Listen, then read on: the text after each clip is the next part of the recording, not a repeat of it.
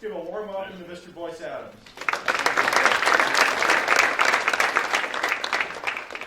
Thank you, Eric. Good to be here, guys. I want to recognize Dr. Oswald from the business school back there, Dean of the business school. Let's give her a round of applause for doing that. Back there from the development office in the business school. I'm going to do a PowerPoint and kind of walk through the history of our company and how we got started. I think I talked to some of y'all earlier at lunch, and it was a good talk. But during the course of my talk, I'm going to ask a couple of questions, and I'm going to allow 5 answers. Either if somebody raises their hand quickly, I'll call on you, or I'll pick somebody. I like picking on people in the back, the ones that are slid in the back there. But if you, the one that answers closest to the answer, we've got 4 $50 gift cards. Okay, Visa gift cards. So that's what's up for grabs today.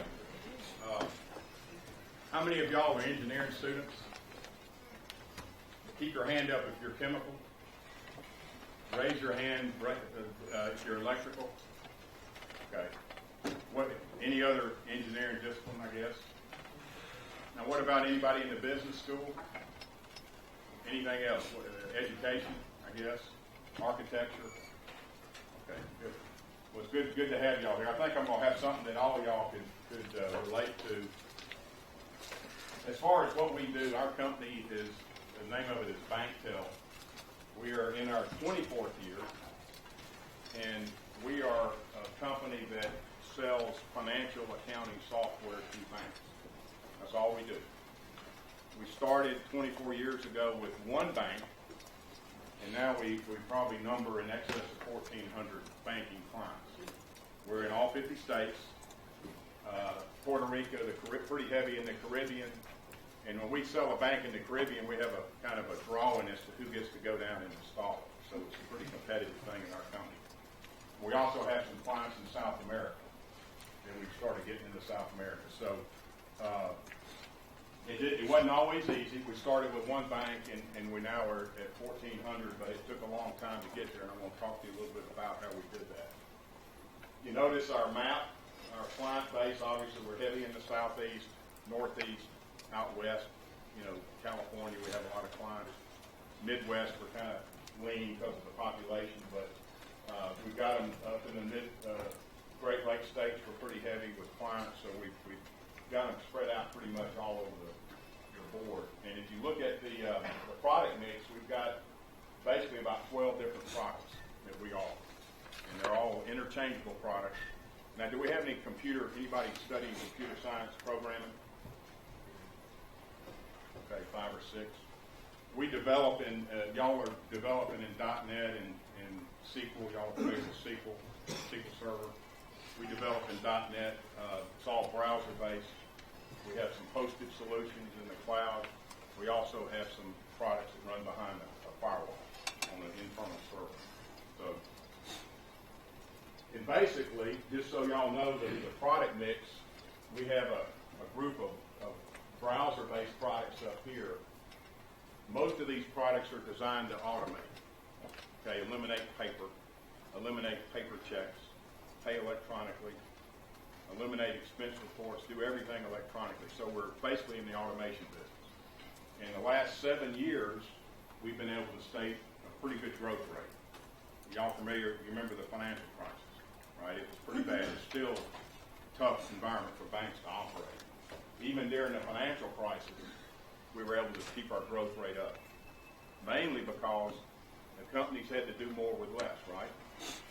They had less personnel. They wanted to cut costs. What's the best way to cut costs is to eliminate inefficient things. And handling a lot of paper is very inefficient. So our products are designed to automate all the paper flow, workflow of the products, okay? Now, just to give you a little idea, y'all familiar with T.E. Lawton Company? It's an accounting firm. They're out of Columbus and Tuscaloosa, and they have an office in Starkville. Okay, we basically grew out of that accounting firm in 1992. We had one bank. We started there, and just to show you the progression, when Does anybody have their own little business on the side that they do? Anybody? Okay, you know, it can be tough starting a business. It's not easy. And if you look at this chart, this just goes through our revenue model. We're going to be approaching 20 million in revenue here in a couple of years. But look back here in the early days. I mean, it's called starvation for about 10 or 12 years. It took 12 years to get some traction. And that's the tough thing when you're starting a business. You've got to look at your financial projections. You've got to, most people overestimate what it's going to, how quickly I can sell the product. That's the number one mistake I see people make. So when you do a business plan and you say, well, here's my first year sales projections, year 2, year 3, you need to take that and cut it in half. Then you come back and cut that in half. You need to cut it down to the bone because your overhead's going to be the same, right? Your expenses are going to be the same. And if you happen to have a good year, then you're going to pat yourself on the back and say, we beat my expectations, right? So that's the biggest thing I'll say. And this was a very tough time these first 12 years. Now you notice once you get traction, if you're executing your strategy properly, you're going to grow. And obviously you want your revenue here. Your revenue number needs to be above your expense number, right? You're trying to make money. So that's the plan. So that's kind of what a history of our company and the way we grew it. We just stayed in there during the tough time. Now the other thing about a software company is y'all heard of the term reoccurring revenue. You know what that is? That's when your clients are going to pay you every year for the use of the software, right? You make an initial sale, they pay you an upfront fee, right? Then from then on, as long as they use that software, they pay you every year. And you support it, you give them updates, right, to the software. So if you notice the early days, we had very little maintenance revenue coming in. See your maintenance that starts kicking in the light blue? Now you see that? There was zero there. You know what that, y'all are too young to remember. Do you remember the year 2000? Y2K. Y2K, y'all remember that? Everybody thought all software systems were going to stop working. At that point, we probably had about 700 clients. So we were all freaked out. We thought it was going to stop, but we didn't know, right? Well, luckily it didn't. Nothing happened. It was smooth. So we actually had to reinvest a lot, sending out updates. So we basically had no maintenance revenue that year. But you notice how it grows, and in the software space, that's really what you're looking at. Right now, the reoccurring revenue covers about 65% of our overhead. And so we could stop selling today, and we would run for the next 5 years off our reoccurring revenue.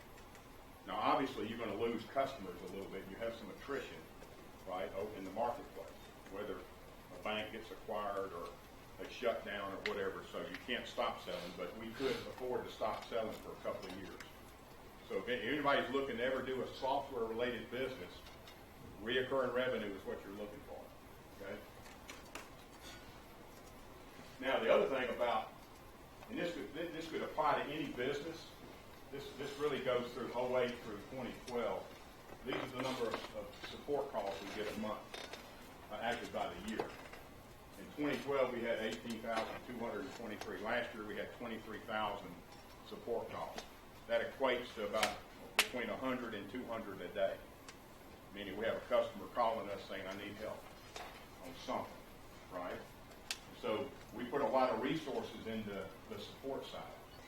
In the last, I think 4.5 years, we've hired about a dozen young people, graduates from the business school. We've hired some from computer science. I think there's a technical support degree.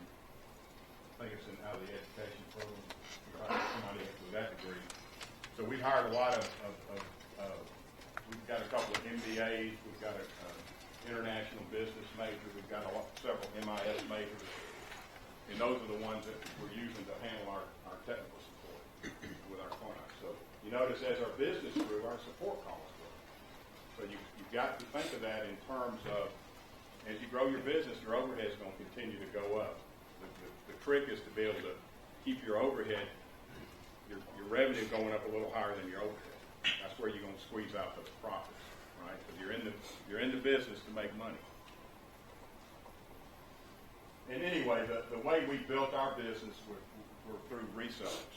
Some of the bigger industry companies that we found the need, they needed our product. So we would get them to go sell it to their banks, and we would give them a piece of it.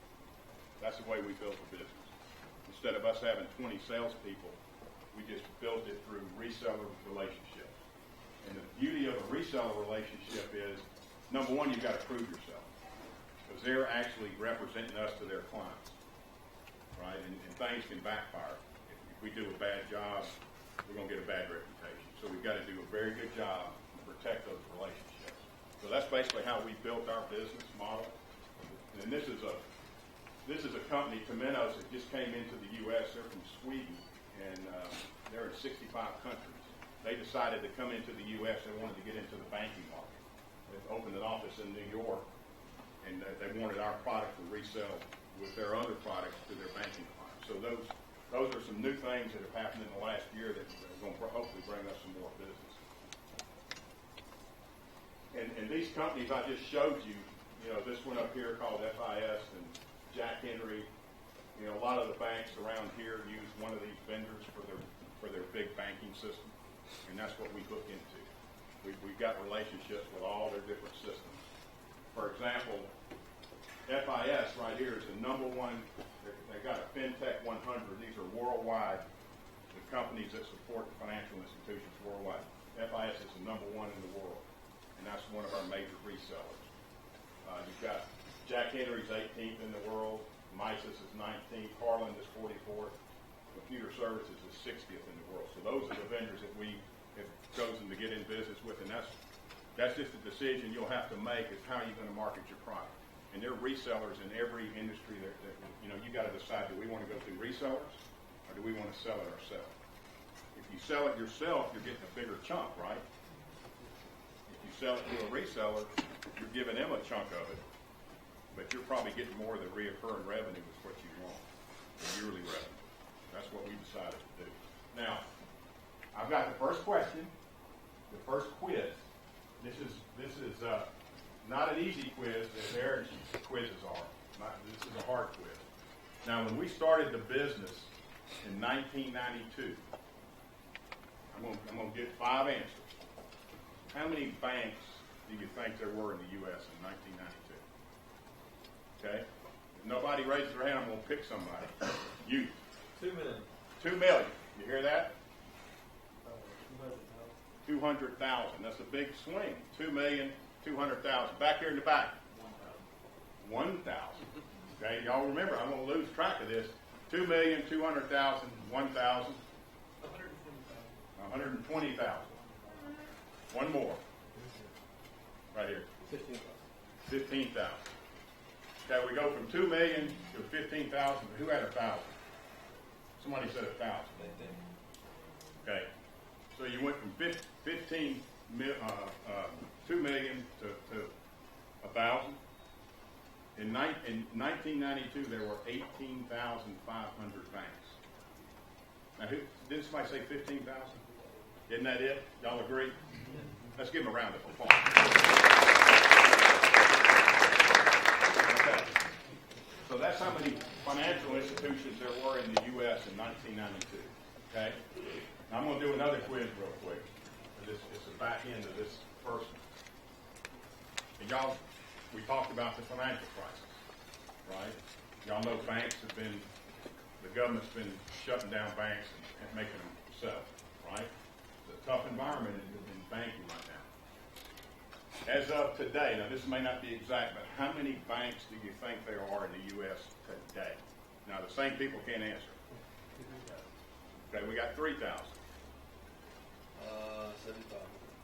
Okay, 7,500 up there. 9,000. 35,000. How many? 35,000. 35,000. 22,000. Today, there are less than 6,200. 6,200. Now, who was close to that? 3? How many? Who had 75? You had 75? Give him a round of applause.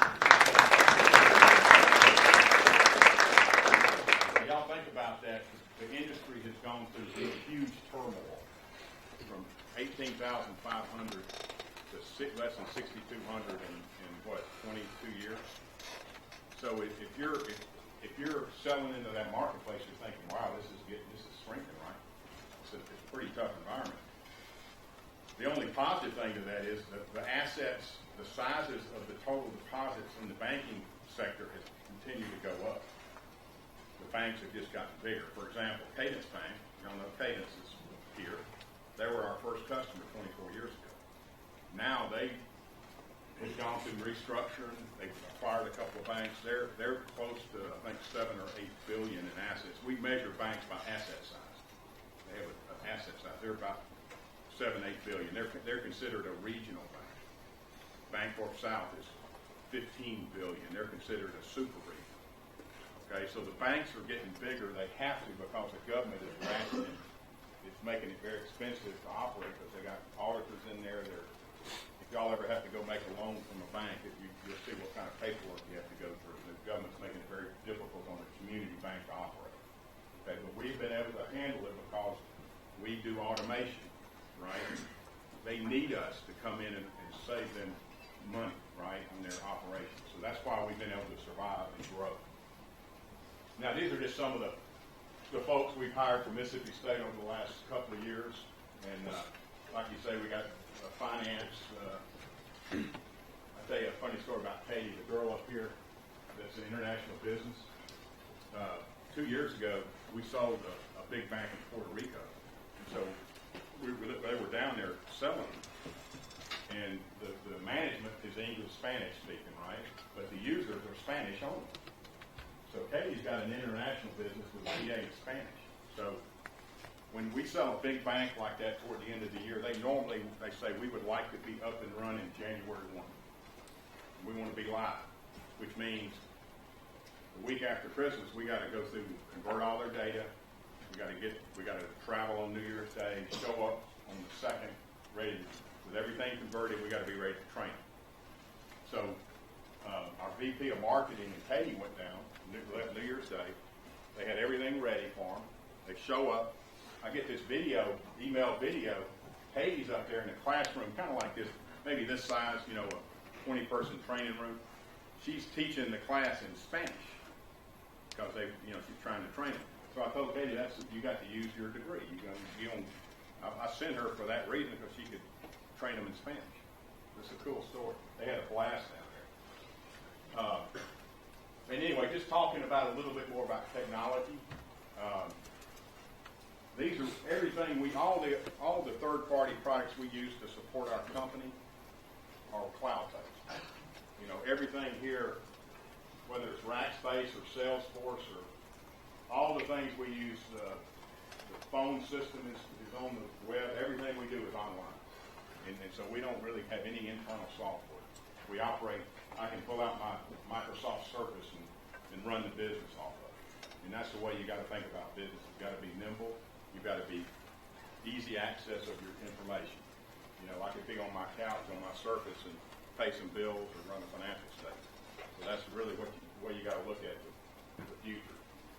Now, we're going to get into another subject. This is you've heard the BankTEL story. We're chugging along pretty good. It's everything's going fairly well. A couple of years ago, I started thinking about a new business to get into. We got 18,500 banks down to 6,200. The market's shrinking.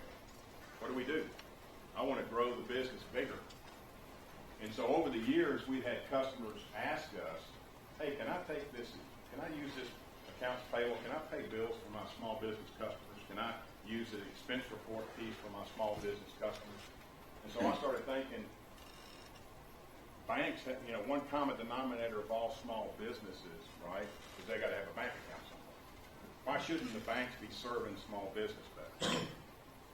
Why should they offer a QuickBooks-like product to run your small business versus QuickBooks, right? Give the bank something to compete. Now, I did some research into small businesses. A small business is defined as a number of employees less than 500 employees That is defined as a small business. Now, I've got a question. We're going to have a third quiz. And this is going to be pretty hard. How many small businesses in this country do you think there are under 500 employees? 2,000. In the back. How many? 10,000? 50,000. Okay, 50,000. Let's move over here, right there. 200,000. 200,000, right there. Okay, that the 250 is a high number. Is that right? That's 5, right? Now this may blow your mind. There are 26.5 million small businesses under 500 employees. 26.5 million.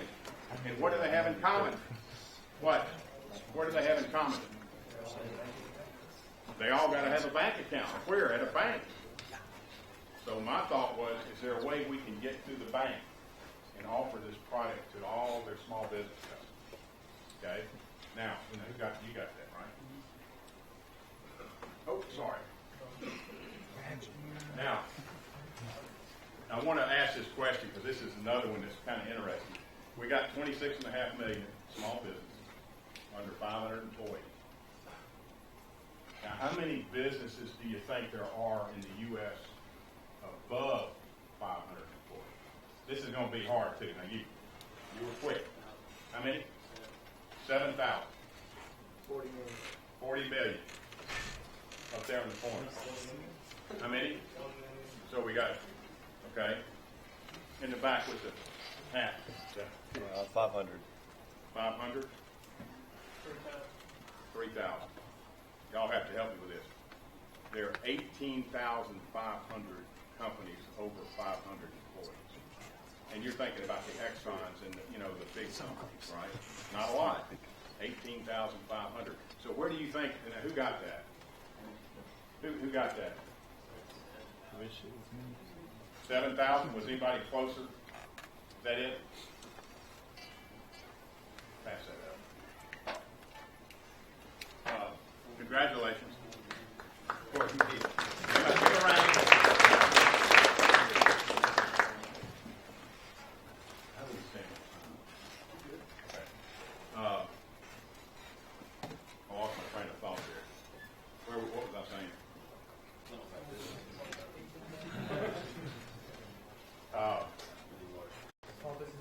Yeah, well, here's the point. 26.5 million times 8 versus 18,500. Where do y'all think the jobs are being created in the country? I mean, you hear that a lot, but it's true. I mean, a lot of these 26.5 million are small mom and pop operations, but there's a great number that are my company size, 10, 15, 20, 30, 40, 50, 100 employees that are the backbone of the economy. So the whole concept, I'll lose my friend here. The whole concept is to figure a way to tap into those small businesses.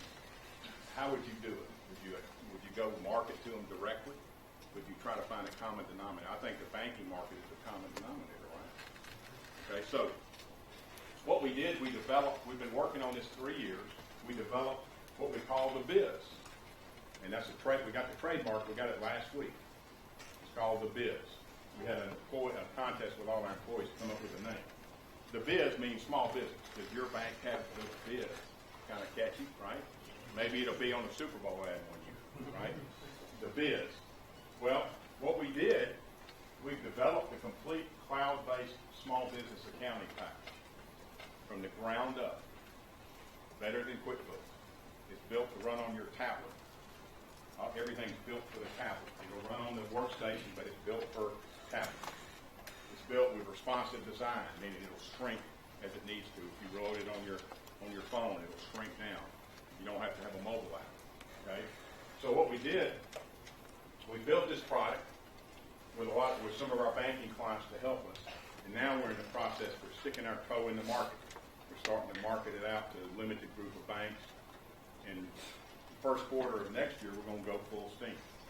We've had great response, and we're a little ahead of the market. We've got a system put together nobody else in the industry really has yet.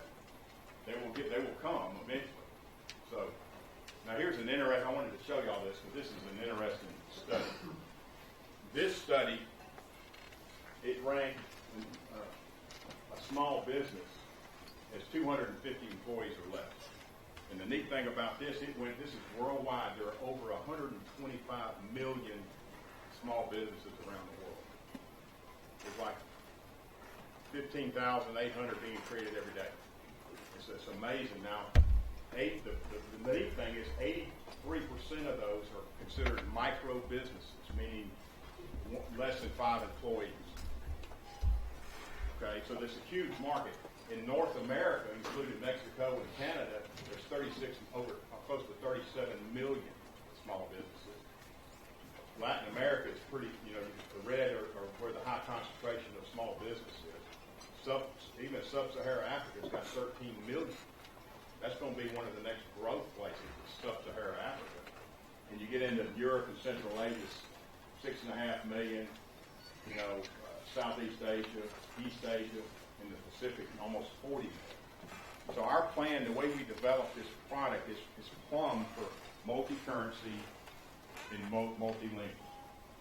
Because our plan is, if we can get this thing successful in North America, then we're going to take it international. And that's where you get into a real growth curve. Okay, so that's our plan. We think there's a market for this worldwide. It's just we've got to take it slow and make it successful in this country first. So that's the overall plan of what we're trying to do. Now, one thing I want to mention, one of the market advantages we have is we've got all these banking clients, these relationships we could go to with this new product, say, hey, we've got another product. They already trust us, right? Yeah, Boyce, bring it in, let's look at it.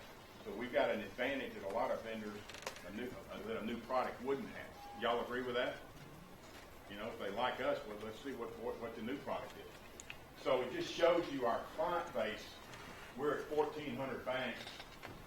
We're adding probably 150 new ones a year. We're going to ramp up our marketing. We think we can, they say in the next 5 years there'll be less than 5,000 banks left.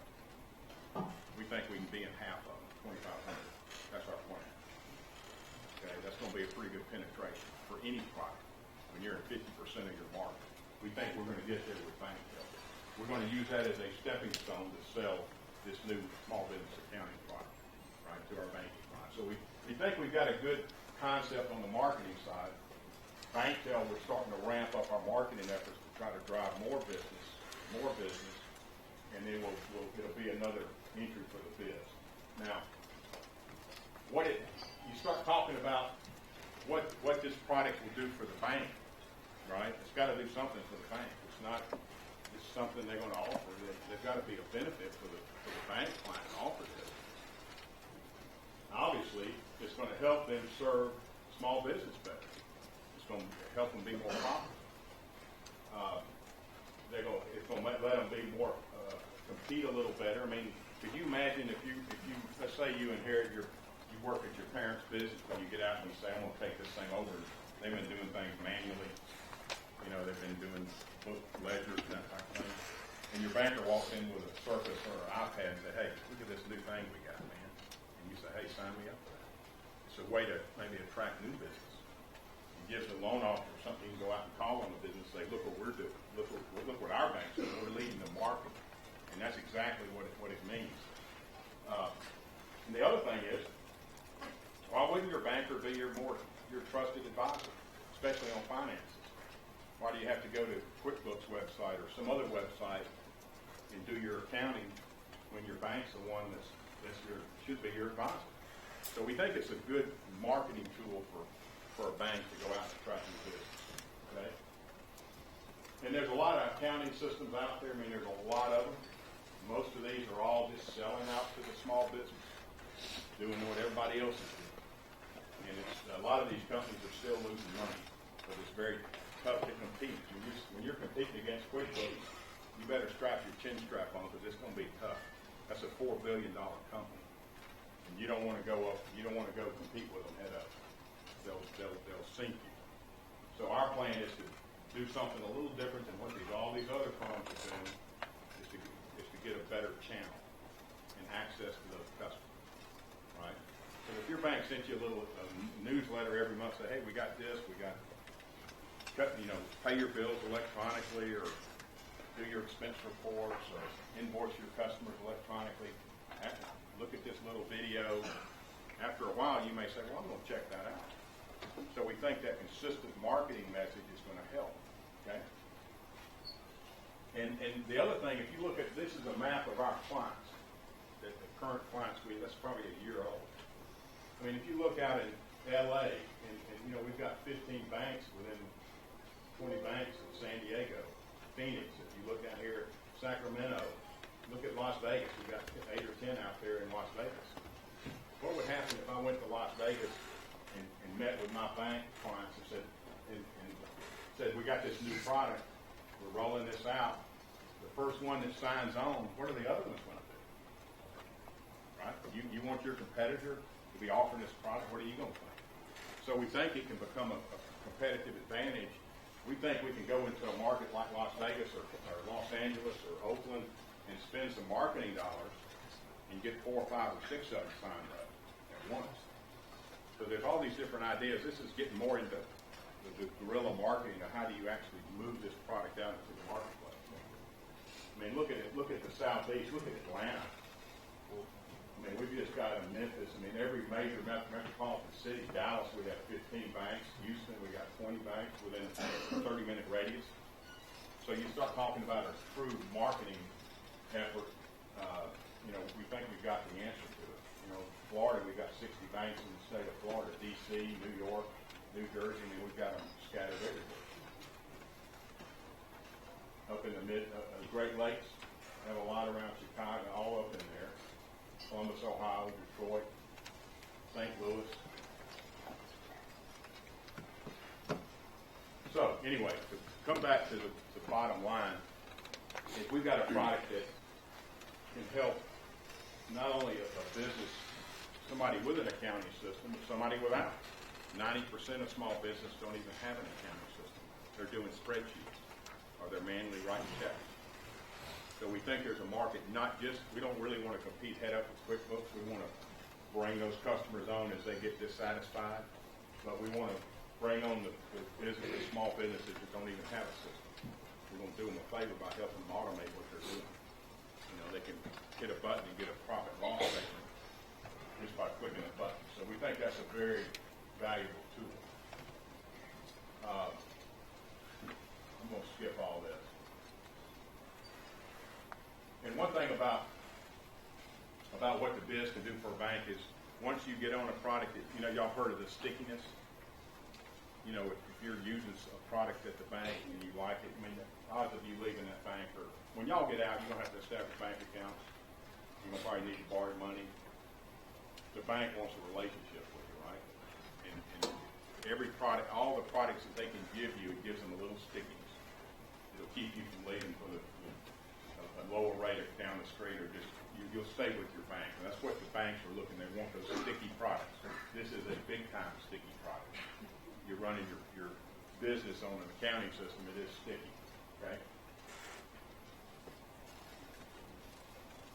And the one thing I'll mention, I mentioned that 70% of small businesses still use paper checks, right? Is everybody here, does anybody write a check anymore? Y'all do bill pay?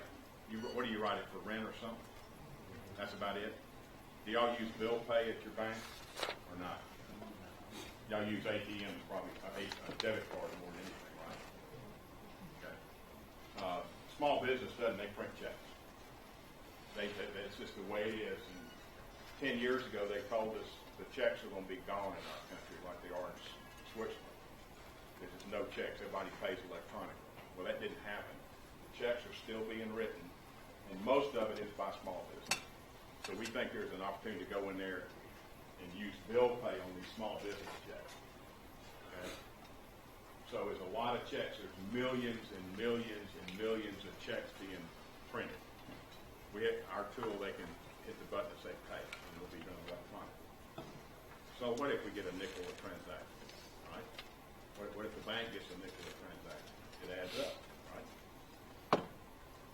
And you know, when you do a paper check, it costs you from $1 to upwards of $6. Right? You've got the stamp, the envelope, the cost of the check, the time to print it out and sign it and write it, right? So it's very cost effective. And for y'all, who's in the development, software development?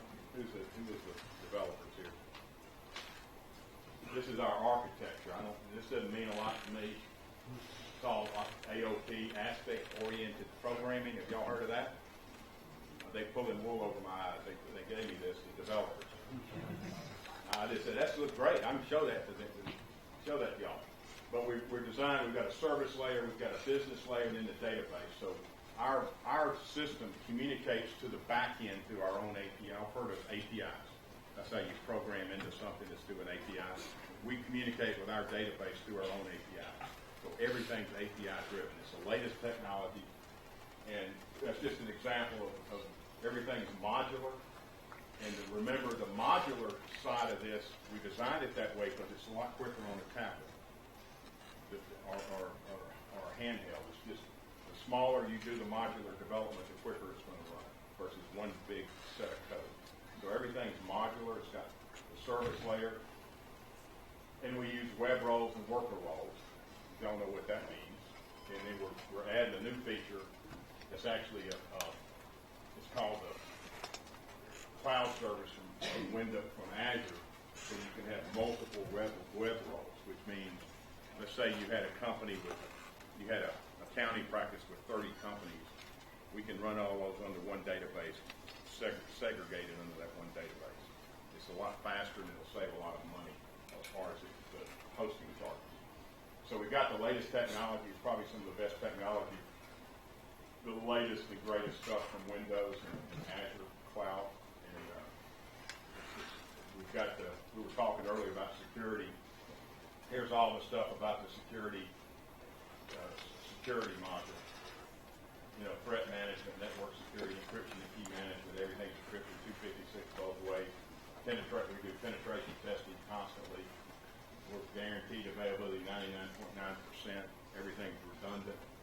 So there's all these different things that make this up. So this is where my eyes start to glaze over here when you start looking at this.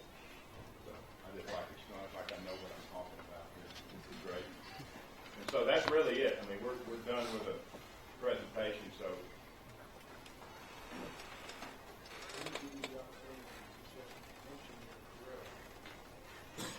yeah, one thing I'll mention, we are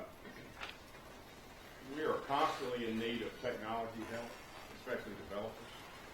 We've got an office in Tupelo. We've got an office in Columbus. We've got a small group of developers we've hired in Austin, Texas, just because it's hard to find them around here.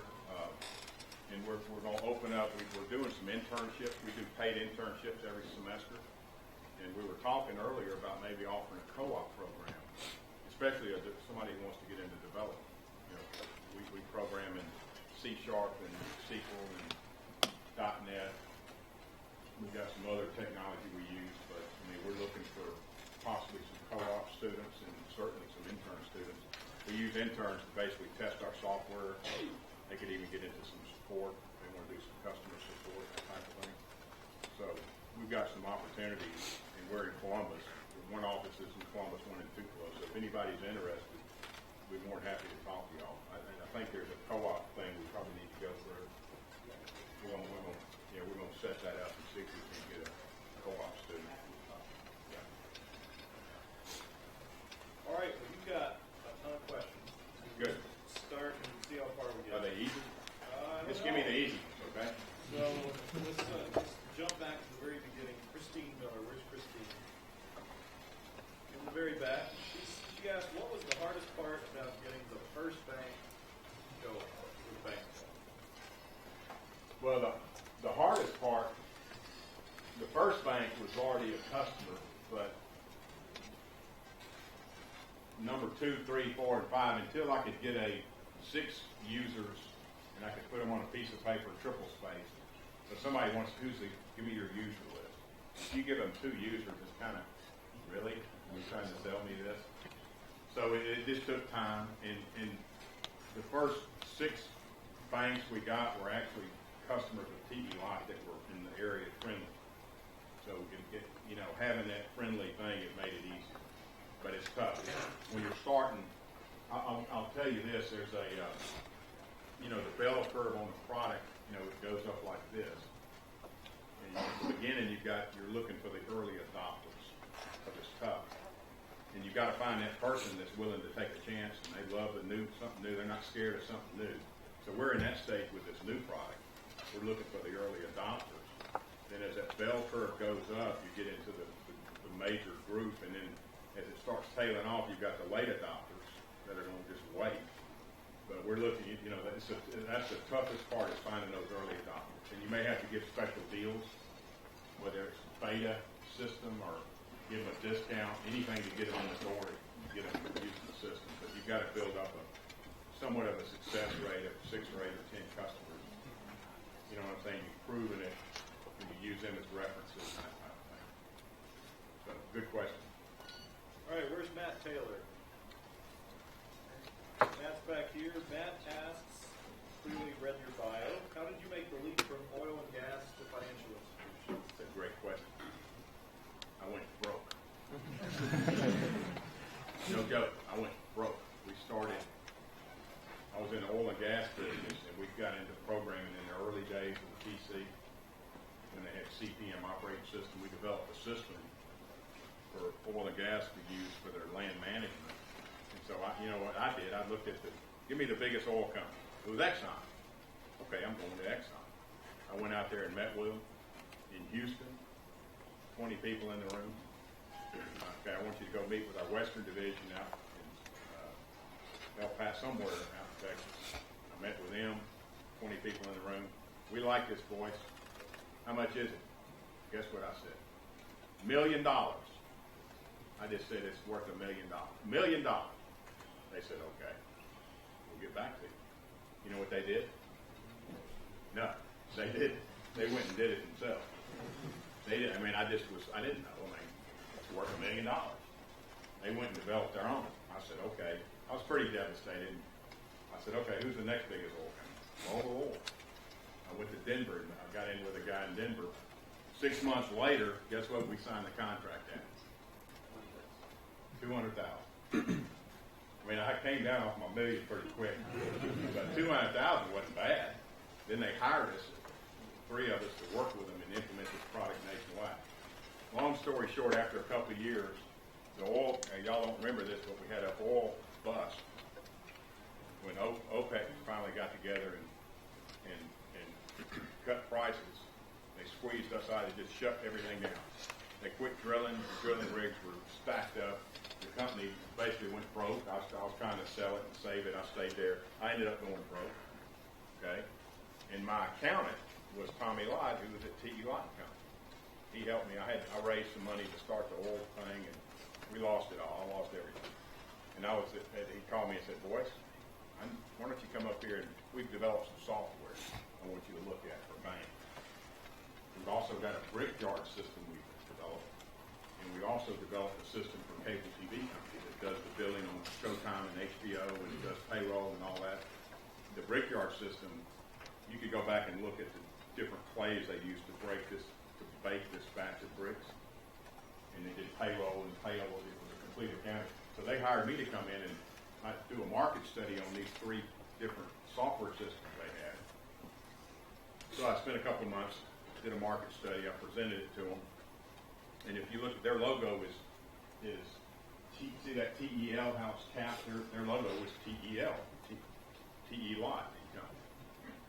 So I came back with a plan and said, okay, I got you 3 options. We're going to do BankTEL, CableTEL, or BankTEL. That's going to be our 3 names. And so at that time, how many banks were there in 24 years ago? How many banks? 18,500. I said, that's a pretty good market, right? You know how many brickyards there were in the U.S. and Canada? I don't have a prize for y'all this time, but somebody answered. How many? 200. And at that time, y'all don't remember this, but cable TV, there were thousands of these small local cable TV. They were starting to get consolidated. All the big ones were buying them up. So we thought, well, that's probably not a good business to get into. there's not enough. You have to sell a big system to the brickyard. There's not enough to sell, right? So I thought, heck, we can go sell this to banks. So we started selling. I started walking into banks locally around here and start selling. So that's how we got started. Okay. Does that give you? I'm sorry, that's a long story, but that's kind of how we got started. So the point I'm making is, if you're in your own business, I guarantee you it's gonna be hard. It's gonna be disappointing. It's gonna be tough at times. And it's just like I went completely broke, and I was sitting there going, what am I going to do? Am I going to go work for somebody and be a sales guy or do something? And that call came in. It changed my life. I mean, and one thing I learned from that whole thing was knowing T. Lott, very reputable. He's a great friend of mine today. Is know who you're in business with. Know that you're going in business with good people and reputable people, and that's what made the difference. And we ended up buying them out because we outgrew what they wanted to do, and they made a good profit on it. We took it and grew it on to what it is today. So it's a good story. That's how we got started. Okay. This is a great follow-up question then from Garrett Bliss. Garrett. Garrett asked, what kept you going after making years of close to nothing? I'm not real sure. Probably stupidity or ignorance or hard-headed. My wife used to say, I can't take this. Something's got to give. Just hang in there with me. Hang in there. It's just, I wasn't going to stop. I mean, I wasn't going to stop no matter what. So it's just, sometimes you just get committed to something. You have to make adjustments along the way. I mean, you've got to be willing to make adjustments. You can tell if something's not working. But I believed I could eventually get that software off the ground. It took me a lot longer than I thought. So I don't know, just I wanted to work for myself, and I believed that the product was good and we were selling a good service. And I think a lot of it was just the relationships I developed over time. I mean, I had a guy that when I raised money the first time, the last guy we bought out, he made 10 times his investment, which is pretty good. I had a guy that was going to invest when I was looking to raise the money. He was going to put in like $200,000, and he just couldn't pull the trigger. He said, I got some buddies that are doing this saver thing. I want to put it in their deal. I said, that's fine. I mean, I'll put the money together. I saw him a couple of years ago at a show, and he said, "Dadgummit, I wish I would have invested with you. I lost all I had with those guys. They were out of business in 6 months." So you never know. I mean, you just never know how things are going to shake out. I'll tell you a funny story. When I was buying the system of the company in 06, I had to raise about $1.2 million. I had about 3 weeks to raise it, and I was $400,000 short. And this was on a Friday. I had to close the deal by 5 o'clock that Friday, or they were going to put it. It was going to the market. There were some other companies interested in it. And if they would have bought it, I would have been kind of out of the picture to some degree. And so I met this guy. I'll never forget this. It was at a Cracker Barrel over in Alabama. He said, "Meet me at the Cracker Barrel." So I went to the Cracker Barrel, and we met. So he pulled out his checkbook and said, "Look, I'm going to give you $200,000. I want $200,000. It was $1 a share. 200,000 shares. I need 200 more, and it was like 3 hours till 5, right? 3 o'clock. He said, "You sold it all." I said, "Well, not quite. I'm waiting on a few people." He said, "I'll tell you what. I'm going to give you a blank check. I'm going to sign this check. I'm going to give you another check. If you need the other 200, just fill it in and let me know."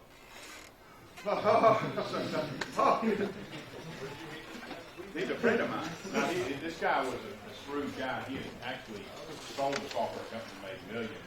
He believed in what we were doing. He was an early believer. So I got so excited, I was going to buy his lunch. And I walked out without even paying. It's like, and to this day, I can't even remember where the Cracker Barrel was. It was in Birmingham. I said, I got to go back there and pay them $20 one day. I just felt so bad. I was just, said, this is great. So anyway, so those kind of things happen. I mean, it's very stressful, but everything worked out. And that's the guy that ended up making 10 to 1 on his money. And we ended up buying him out. We had the escalation clause, and we could buy him out each year. He got more and and more and more, so we bought him out in, I think, the 4th year. And he made 10 times on his money, and it wasn't bad. But, anyway, next question. Yeah, so where's Morgan Weeds? Over there somewhere here being shy. What were some of the most surprising expenses and revenue generators that came completely unexpectedly? Actually, we got a check the other day for $3,800 from the state that some vendor, you know how they have lost and found? Have y'all ever heard of that? The state gets some money out of some account and they don't know where to go, and it goes into a thing, and we sent our name in, and we got a check in. One of our vendors had it in some other, I don't know what it was. It was nice, but the expense side is more, probably equates more to advertising. You know, you can spend a lot of money in advertising, and I've kind of overdone a couple of things in the past. And whether it's producing videos or going to these trade shows and giving away the giveaways and things of that nature, you've got to watch your marketing budget, because you can run up something pretty quick, especially when you got 3 or 4 people on the road. Revenue side, really, you know, the couple of disappointing things. I've developed a couple of products that I thought were going to be good, and I really couldn't sell. You know, just one of those things. We thought it was going to be something big. A couple of banks helped us develop it, and we get to the market, and just people won't buy it. So, you know, there's things like that you got to plan for. But best thing to do is stick to what you know best. We know accounting software. We developed a bond interest program. We had a bank that did, y'all heard of like a local school does a bond interest, or a city does a bond. Those are what you call local industrial revenue bonds. They're usually tax exempt. And you usually have a big bank will bid on it and manage the paying the interest to the bondholder. And they can call a bond meeting, and if you call the bond, they won't cash it out and pay accrued interest on it. So we developed this whole new bond system. One bank actually in Lexington, Kentucky, ran it. And so I thought we were going to make a killing with it. I thought all these community banks could compete with the big banks on managing bonds.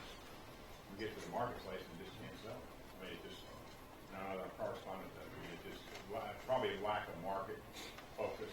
We should have done a little more study on the market. I was just relying on this one client to say, man, you can make a killing with it. Something like that. I mean, it cost us probably a lot of money to develop it and sell it. So.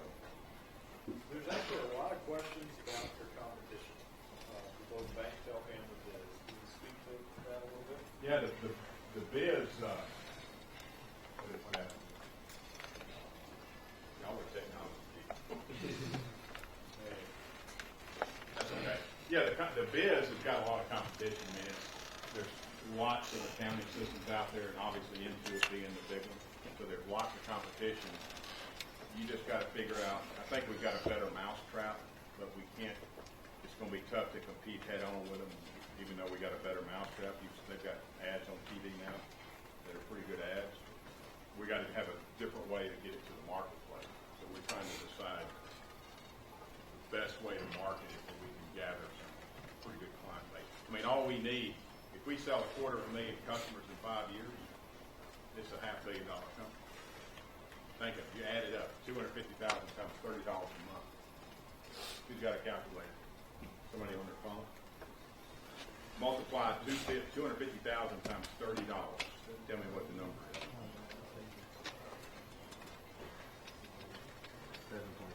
$7.5 million a month. So at a 35% EBITDA, you're talking, what is that a year? 90 million a year in revenue? No. Times, I mean, you know. So we don't need a lot. We just want a little piece of it. You know, 26.5 million small businesses, right? We're not asking for a lot. We just want a quarter of 250,000. So as far as BankTEL, there's really not any real direct competition. There's some segmented, you know, there's some vendors that do pieces of what we do.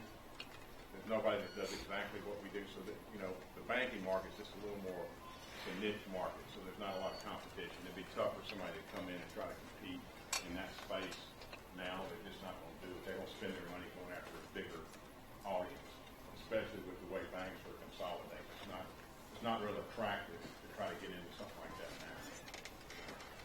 good question. We'll do one or two more here. Student asks, as a startup company, how were you able to predict your financial projections?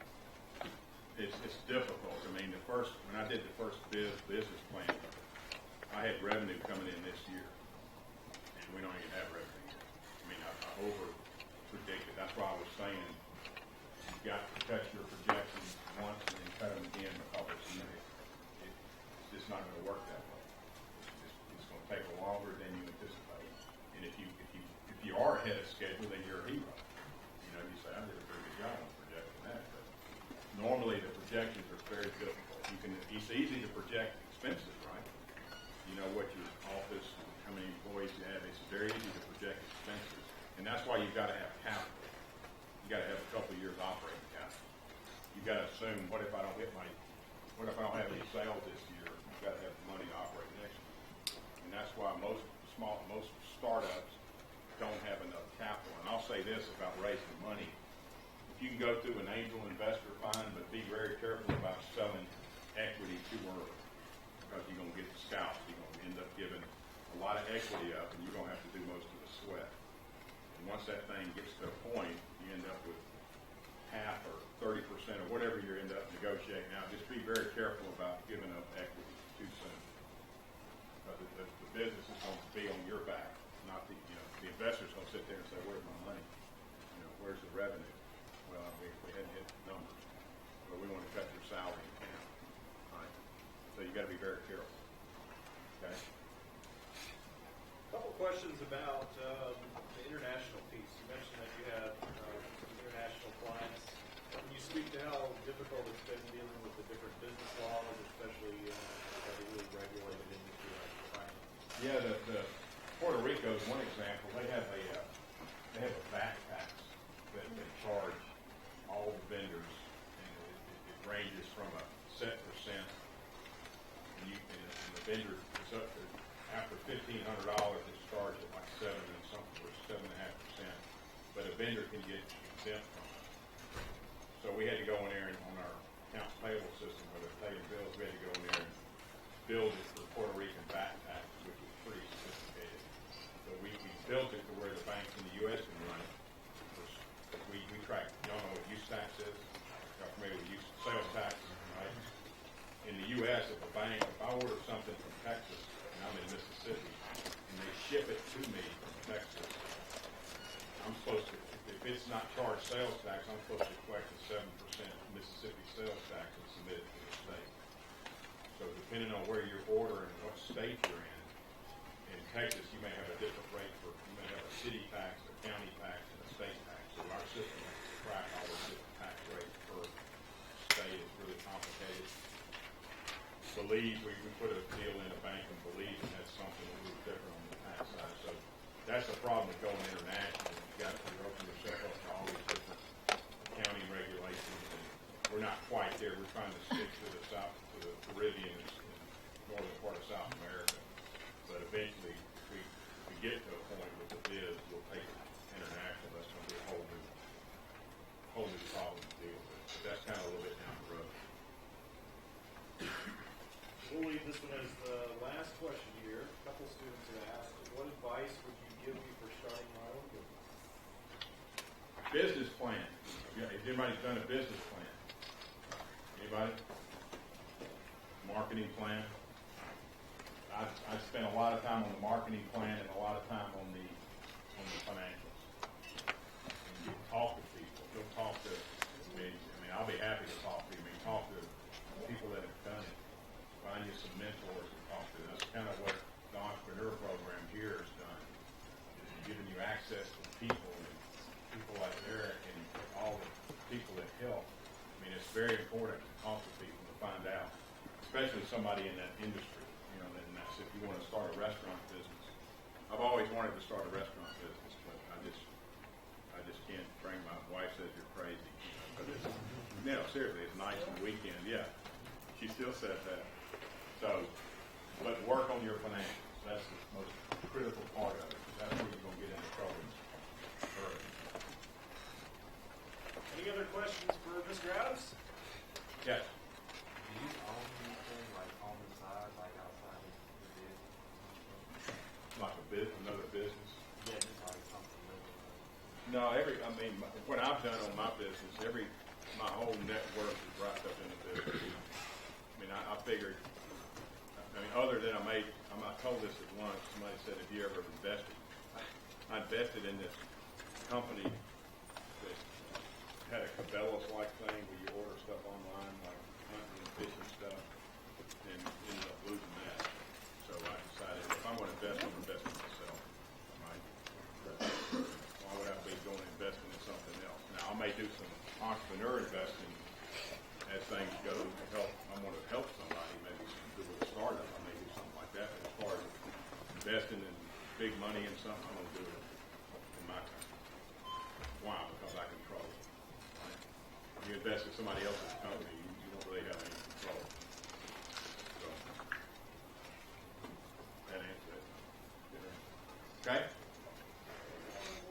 Yes. Exit strategy plan, if you ever think you'll make enough to say, hey, I'm done, I'm gonna retire. I thought of that, but I've got offers on the table now. To me, it's not what it's about. I've got both my oldest son and my daughter working now, so we're just gonna build it. And we share with our employees. We got a bonus pool, time sharing. Everybody's got to share it. And I don't really have any plans to get out of it. What am I going to do? Play golf every day would be kind of boring. We're fishing every day, scuba diving every day. That doesn't suit me. So, really think I'm crazy now, right? Anyway, it's been great being here, guys. Very, very good.